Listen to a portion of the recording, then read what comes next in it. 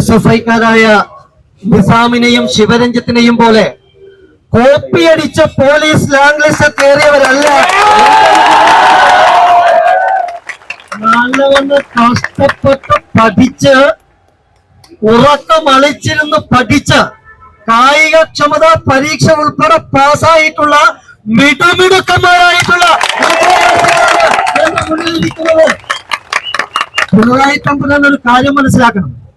പിണറായി വിജയന്റെ PSC ഉണ്ടല്ലോ, ആ PSC കഴിഞ്ഞ ദിവസം SI-യുടെ റാങ്ക് ലിസ്റ്റ് റദ്ദ് ചെയ്തല്ലോ. എന്താ കാരണം?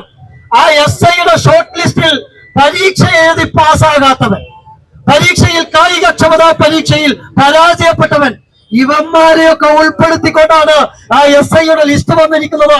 ചില ആളുകൾ ചൂണ്ടിക്കാണിച്ചപ്പോഴാണ് PSC ആസ്ഥാനത്തിരിക്കുന്ന ഏമാമാർക്ക് വെളിപാട് വന്നത്. എന്തിനാണോ PSC എന്ന് പറയുന്ന ഒരു സംവിധാനം കോടിക്കണക്കിന് രൂപയാണ് ഈ PSC-യുടെ ഏമാന്മാര് എല്ലാ മാസവും പുട്ടടിച്ചുകൊണ്ടിരിക്കുന്നത്. നിങ്ങളുടെ റാങ്ക് ലിസ്റ്റ് ഉണ്ടല്ലോ, ആ റാങ്ക് ലിസ്റ്റ് തയ്യാറാക്കാൻ എത്ര കോടി രൂപയാണ് PSC-ക്ക് ചെലവായതെന്നറിയോ? നിങ്ങളൊന്ന് വിവരാവകാശം വെച്ച് ഒന്ന് ചോദിച്ചു നോക്കാം. കോടിക്കണക്കിന് രൂപയാണ് ഓരോ റാങ്ക് ലിസ്റ്റ് തയ്യാറാക്കുന്നതിനും വേണ്ടി PSC ചെലവഴിച്ചുകൊണ്ടിരിക്കുന്നത്. എന്നിട്ടോ റാങ്ക് ലിസ്റ്റുകളിൽ നിന്ന് ആവശ്യത്തിന് നിയമനങ്ങളില്ല. ഇവിടെ കേരളത്തിലെ പോലീസ് സേനയിൽ ആയിരക്കണക്കിന് പോലീസുകാരെ ആവശ്യമുണ്ട്. എന്താ നിയമനം നടത്താത്തത്? പിണറായി വിജയൻ ആവശ്യം, ഇവിടെ ആഭ്യന്തരം കൈയാളുന്ന ഈ പിണറായി തമ്പുരാൻ ആവശ്യം. പിണറായി വിജയൻ പറഞ്ഞാൽ എന്ത് വീട്ടുപണിയും ചെയ്യുന്ന കുറെ ആളുകളെയാണ്. അത്തരം ആളുകളായി നിങ്ങൾ നിൽക്കില്ല എന്നുള്ള ഉറച്ച ബോധ്യത്തിലാണ് പിണറായി പറയുന്നത്. നിങ്ങൾ നട്ടലുള്ളവരാണ്, ആഴത്തമുള്ളവരാണ്. അത് ഈ പിണറായിക്ക് നന്നായിട്ട് അറിയാം. അവര് പറയുന്ന എല്ലാ പണിയും AKG സെന്ററിന്റെ തൊട്ടൂരമനുസരിച്ചൊന്നും നിങ്ങൾ പ്രവർത്തിക്കില്ല. നിങ്ങൾ പോലീസ് സേനയിൽ വന്നു കഴിഞ്ഞാൽ ആത്മാഭിമാനത്തോടെ നെഞ്ചു വിരിച്ച് നട്ടല് നിവർത്തി നിൽക്കുമെന്നുള്ളത് ഇവിടുത്തെ രാഷ്ട്രീയക്കാർക്ക്, ഇവിടുത്തെ പിണറായി വിജയൻ നന്നായിട്ടറിയാം. നിങ്ങളറിയോ, 5-10 ദിവസം മുമ്പ് ആ വയനാട്ടിലെ വെറ്ററി കോളേജിൽ നമ്മുടെ പാവപ്പെട്ട സിദ്ധാർത്ഥിനെ കൊന്ന് കെട്ടിത്തൂക്കിയപ്പോ ഞാൻ ഇന്നലെ വയനാട്ടിലെ വെറ്ററി കോളേജിൽ പോയിരുന്നു. അവിടെ ഒരു സമര പരിപാടിയിൽ പങ്കെടുത്തിട്ടാ ഇന്ന് തിരുവനന്തപുരത്ത് നിങ്ങളുടെ സമരത്തിന് വേണ്ടി വന്നത്. ആ വെറ്ററി കോളേജിൽ 3 ദിവസത്തോളം നിരന്തരമായി സിദ്ധാർത്ഥിനെ മർദ്ദിച്ചിട്ട് സിദ്ധാർത്ഥിന്റെ ശരീരത്തിൽ മുഴുവൻ മർദ്ദനമേറ്റ പാടുകളാ. ആ ഇൻക്വസ്റ്റ് നടത്തിയ പോലീസുകാരനുണ്ടല്ലോ, ആ പോലീസുകാർ എഴുതി വെച്ചിരിക്കുന്നു ഇത് സ്വാഭാവിക മരണമാണ് എന്ന്. ഇത്തരത്തിലുള്ള പോലീസുകാർ, ഇത്തരത്തിലുള്ള നികൃഷ്ടന്മാരായിട്ടുള്ള പോലീസുകാർ, അത്തരം പോലീസുകാരെയാണ് ഈ കേരളത്തിന്റെ സേനയ്ക്ക് ആവശ്യം, അല്ലാതെ മിടുക്കന്മാരായിട്ടുള്ള നിങ്ങളെപ്പോലുള്ള ആളുകളെയല്ല. അതിനുവേണ്ടിയാ അവർ ഈ റാങ്ക് ലിസ്റ്റ് വൈകിപ്പിക്കുന്നത്, ഇതിൽ നിന്ന് നിയമനങ്ങൾ നടത്താത്തത്. എന്തിനാണ് സംസ്ഥാന സർക്കാർ ഇവിടുത്തെ ഉദ്യോഗാർത്ഥികളോട് ഇത്തരത്തിലുള്ള നിഷേധാത്മകമായിട്ടുള്ള സമീപനം സ്വീകരിക്കുന്നത്? സിവിൽ എക്സൈസ് ഓഫീസർ റാങ്ക് ലിസ്റ്റിലുള്ള ഒരു അനുണ്ടായിരുന്നു, നിങ്ങൾ മറക്കരുത്. കാരക്കോണത്തെ, തിരുവനന്തപുരത്ത് തന്നെ കാരക്കോണത്തുള്ള അനു എന്തിനാ ആത്മഹത്യ ചെയ്തെന്നറിയോ? അനുവിന് ഉറപ്പായിട്ടും ജോലി കിട്ടുമായിരുന്നു. അവന്റെ യൂണിഫോം വാങ്ങി വെച്ചു. അവന്റെ അച്ഛനും അമ്മയ്ക്കും അവരുടെ കുടുംബം നോക്കാൻ ആകെയുള്ള പ്രതീക്ഷ മാത്രമായിരുന്നു. റാങ്ക് ഒഴിവുകളുണ്ട്, ഉറപ്പായും നിയമനങ്ങൾ നടത്തിയാൽ അനുവിന് എത്രയും പെട്ടെന്ന് ജോലി കിട്ടും. പക്ഷേ ഈ പിണറായി വിജയൻ അവിടെ നിയമനങ്ങൾ നടത്തിയില്ല. അനുവിന്റെ ജീവിതം വഴിമുട്ടി. ഒരു മുഴുവൻ കയറിൽ ആത്മഹത്യ ചെയ്തു. അനുവിന്റെ വീട്ടിൽ പോയപ്പോ അനുവിന്റെ അമ്മ പറഞ്ഞത്, എന്റെ മകന് ഉറപ്പായും കിട്ടുമായിരുന്ന ജോലി, അവൻ തയ്ച്ചു വെച്ച യൂണിഫോം എല്ലാം ഞങ്ങൾക്ക് കാണിച്ചു തന്നു. ഇവിടെ പിണറായി വിജയൻ കേരളത്തിലെ യുവാക്കളെ കൊലക്ക് കൊടുക്കുകയാണ്. ഈ പൊലിവെയിലത്ത് സെക്രട്ടേറിയറ്റിന്റെ നടയിൽ വന്നിരുന്ന് 10-20 ദിവസത്തോളം നിങ്ങൾക്ക് സമരം ചെയ്യേണ്ട ഗതികേട് ഏത് കാര്യം കൊണ്ടാണ് ഉണ്ടായത്? സർക്കാരിന്റെ ഇത്തരത്തിലുള്ള നിഷേധാത്മകമായ സമീപനമാണ്, നിയമന നിരോധനമാണ്.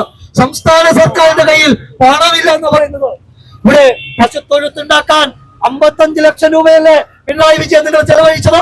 പശുത്തൊഴുത്തിന് 55 ലക്ഷം രൂപ, ഇവിടെ സ്വിമ്മിംഗ് പൂളിന് ലക്ഷക്കണക്കിന് രൂപ, ഒരു നവകേരള സദസ് എന്ന് പറഞ്ഞ് യാത്ര നടത്താൻ വേണ്ടി ഒരു ബസ് 1.5 കോടി രൂപ.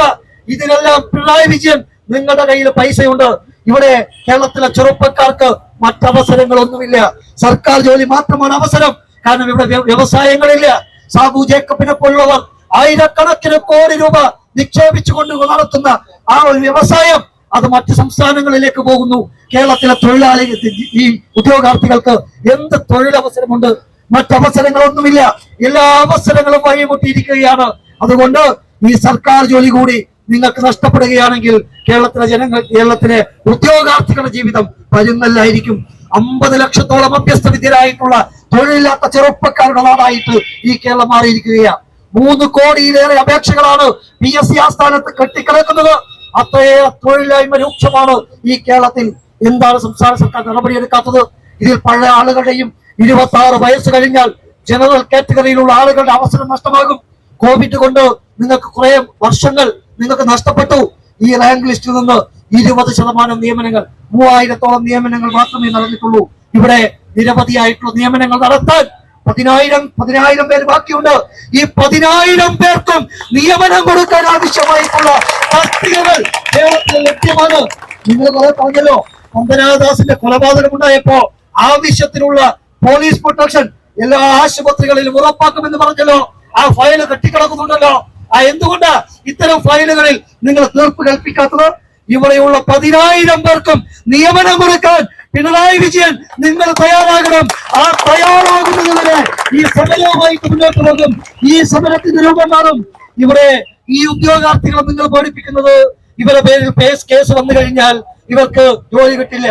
അതുകൊണ്ട് ഇവര് ആ സമരം അത്തരത്തിലേക്കൊന്നും ഈ സമരം നീങ്ങില്ല എന്നാണ് ഇവിടുത്തെ പോലീസ് ഏമാന്മാരും മുഖ്യമന്ത്രിയും ഒക്കെ വിചാരിക്കുന്നത്. പക്ഷെ ഒന്ന് പറയാം, ഞങ്ങളുണ്ടല്ലോ, ഞങ്ങൾക്ക് ജയിലിൽ പോകാൻ മടിയില്ല, ഞങ്ങൾക്ക് നിങ്ങൾ ഒരാളുടെ പേരിലും കേസുണ്ടാകില്ല. ഈ മാർച്ച് കടന്നു വരുമ്പോ ഒരു പോലീസുകാരെ ആക്രോശിക്കുകയാണ്, സൈഡിൽ കൂടി നടക്കുകയെന്ന്. ഞങ്ങൾ പറഞ്ഞു ഞങ്ങൾ നടുവിലൂടെ തന്നെ നടക്കും. അങ്ങനെ നടുവിലൂടെ തന്നെ നടന്ന ഞങ്ങൾ വന്നത്. കേസുണ്ടെങ്കിൽ ആ കേസുകൾ ഞങ്ങൾ ഏറ്റെടുക്കും. സഹോദരന്മാരെ, നിങ്ങൾ ഒരാളും ആ കേസുകൾ ഏറ്റെടുക്കില്ല. നിങ്ങൾ ഈ സമര പോരാട്ടത്തിലോ യുവമോർച്ചയുടെ എല്ലാ ഐക്യദാർഢ്യവും പ്രഖ്യാപിച്ചുകൊണ്ട് ആ 10,000 പേർക്കും നിയമനം കിട്ടുന്നതിനുള്ള സമരത്തിലോ ഞങ്ങളും നിങ്ങളുടെ കൂടെ ഉണ്ടാകുമെന്ന് മാത്രം പ്രഖ്യാപിച്ചുകൊണ്ട് നിർത്തുന്നു. നമസ്കാരം.